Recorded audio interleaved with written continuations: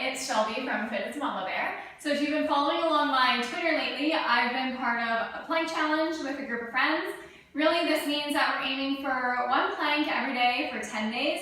The plank is supposed to be 2 minutes long. However, we've come up with a lot of variations and just fun stuff. There's been a lot of fails and less than 2 minute planks. But it's just been a lot of fun. One of the things that was commented on one of my posts was how I progress my planks. Well, I was going to reply to just that tweet. It's a really long answer, so I thought I'd film a quick video to kind of explain core work and just how to progress plank. So there's a lot of ways to answer that question. And the first is if you're looking to progress just the plank, that's doable. But if you're looking to progress anti-extension, which is the main component of the plank, there's other ways to do that. And then the third section is kind of developing the core as a whole. So mini rant before we get started. The core does not just compromise of the abs or the plank position. A lot of people, when they see a plank, they think that's it for the core. Your core is really looking at anti-extension, anti-rotation, the lumbo-pelvic hip complex, and also the way your scapulothoracic area too, so the way your shoulders move. So all of those are part of a very strong core. So going back to that, if you want to progress the plank, awesome, there are ways to do that, but there's other areas to develop the core to make you more athletic in general.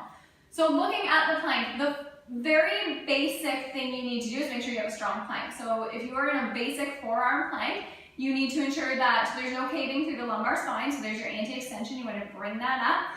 And there's no excessive shaking, and you should be able to hold that for 60 seconds. So that's kind of the baseline for everything else. And you have to always remember that stability should come before strength, and strength should come before power. So you need to start at the bottom, working all of the stability positions before you're throwing and catching medicine balls from a plank position or doing silly things like that. So when you're looking to progress just your plank, first make sure you have a stable plank, and then you can get into a little bit more fun stuff. So you can elevate your feet, you can elevate your hands, you can use an unstable surface, so a medicine ball or a stability ball to do your plank.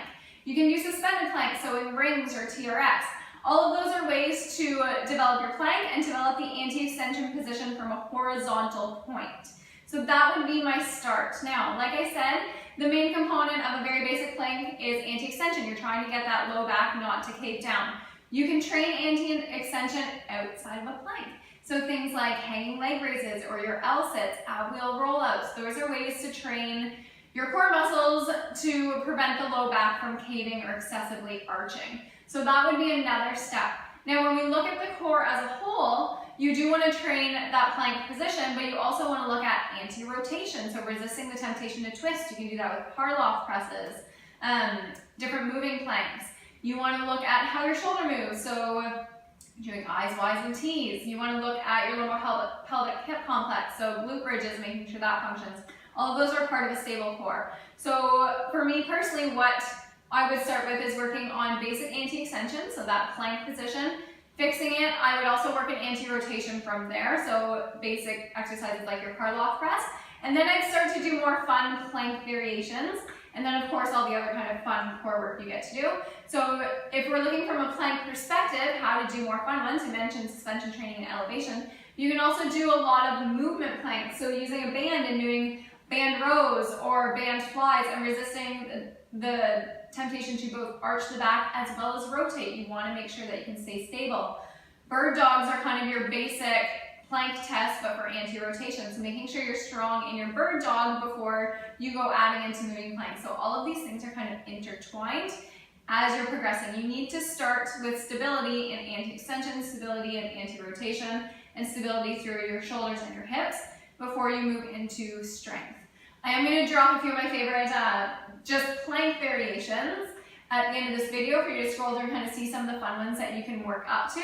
But remember, it doesn't count if you have ship form. So if you are coming into a foot elevated plank on a bench and you're trying to do shoulder taps and your hips are wiggling all over the place and you have to shift all of your weight, you're not ready for that. There's no purpose to that. So make sure that you stay strong no matter which plank variation you choose.